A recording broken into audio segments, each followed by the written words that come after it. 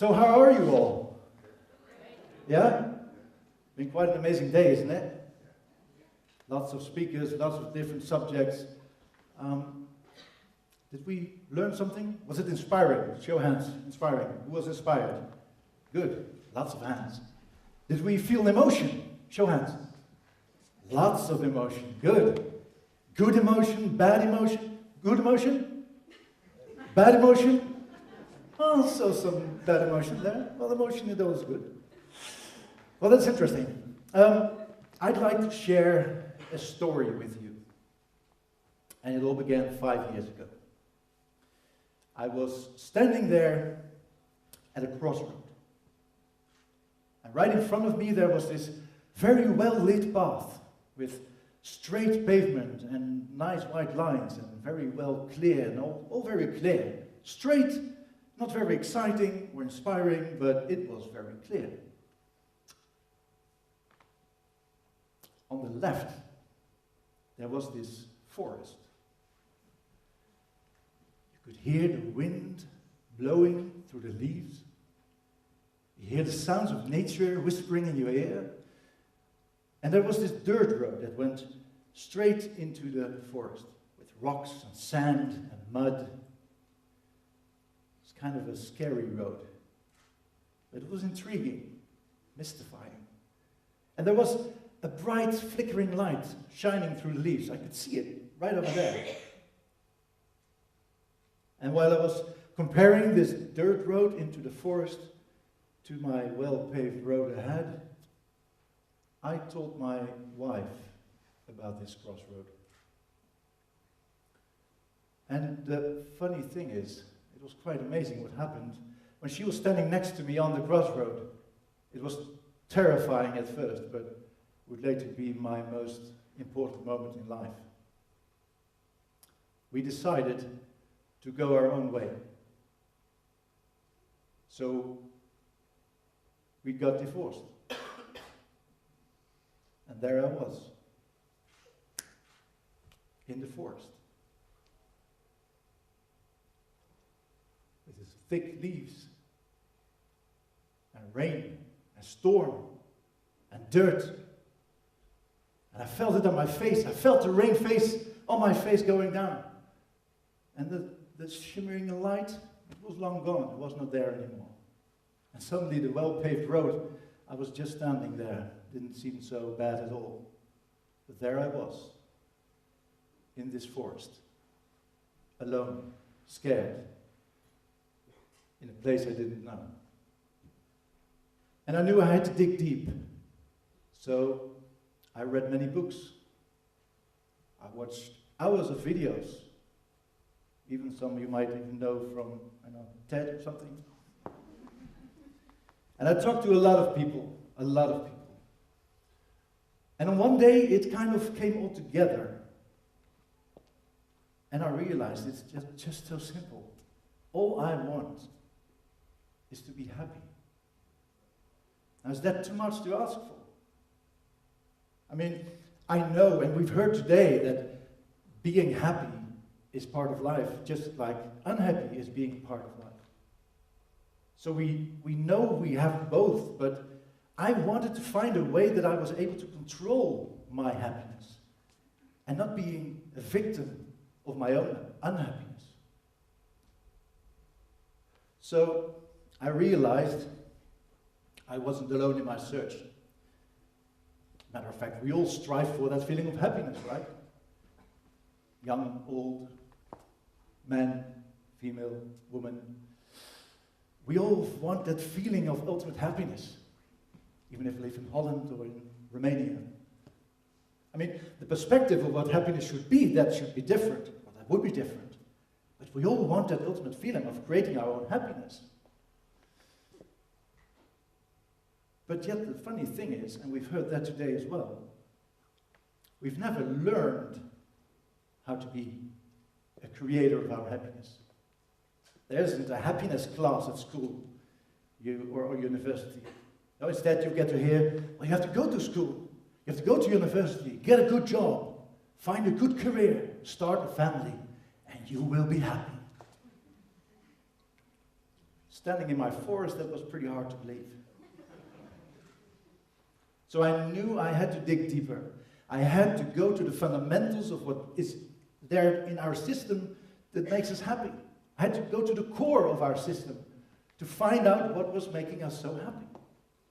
So I, without wanting to fill in the blanks for everyone else, went on a search for the source of what makes us happy. And these 5 sources are the ones I discovered, and I would love to share them with you. So the first source, let's place it over here. That's the first source. The first source I found was love. Of course, love. I mean, we all want to be loved, right? And we all want to give love. Love is so fundamental that it is part of our core system. It's burned in our core. And if I would be able to find a way to learn how to find my love, or how to give love, that would make me happy. So the second source of love, a second source of happiness, was communication. Effective communication. Because, you know, we want to connect to the world around us. And we connect to the world around us by communicating. I mean, with our words, our language. If I would talk in Dutch now, you probably won't understand. A couple maybe, but. So we couldn't connect. So if I could learn the skills to make an effective connection to the world around me, that would make me happy. So the third source I found was an interesting one. It was actually finding my own masculinity or finding your femininity. I mean, if you are able to find your own system, your own sort of way of being, you're better capable of giving the world it needs. If you can learn how to embrace yourself as a woman you are or a man you are, that would make you happy. It made me happy. The fourth source I found was personal growth. I mean, the world around us is changing all the time, right? And with personal growth, you can find a way to place your own spot in the world, to create your own spot in the world. It's right here, probably. So, personal growth. And finally, the last one, the fifth one, was balance. Of course, balance. I mean, balance is a law of nature, right? There's balance everywhere. But there's a funny thing about balance. Because it's never in a clear state. You're never there. It's never finished. Because once you are thinking you're in balance, I'm in balance now, something might happen and will kick you and get you off balance again. So searching for your balance will give you the potential to connect to yourself, to focus, to be sharp, and to be in the present of today. So there I was with his 5 sources of happiness. But next, what's next? How to use that? So, how can you be happy then? How can you use this to be happy? Well, let me give you another example. I discovered then in this area of happiness, of love, there's one particular area that a lot of men are searching for the way to find their love. And we can call it, how on earth do I seduce a woman? I mean, it was my first question when I arrived in my forest again. So I decided to study men that were mastering that skill, to study how to seduce a woman. And it was an interesting search, I can tell you that. But once I learned that skill, the funny thing was, it didn't only help me with my finding my love, but it also helped me knowing who I am as a man. And it also helped me in my personal growth. So finding a skill in one of these areas can have effect on other areas as well. Now, I don't know where you are in your moment in your life. Right? I don't know what makes you happy. You, only you yourself can make yourself happy. And you have to find a way to learn the right skills that you will need to make you happy. So how does that work?